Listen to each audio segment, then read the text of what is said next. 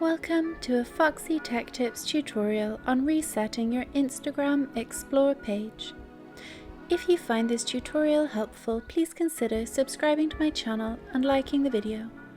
Sometimes the things you are seeing on the Instagram Explore page are just not in line with what you want to be seeing. If you want to reset your Explore page and have a clean slate, these are the steps you need to take. Open the Instagram app and tap on your profile image in the bottom right corner to get to your profile page. Then tap on the three horizontal lines menu button in the top right corner of your profile page.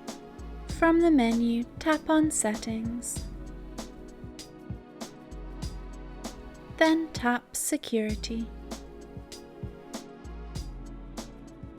At the bottom of Security Settings, tap on Clear Search History. Now tap on Clear All, then tap Clear All again on the pop-up. Your Explore page is now reset.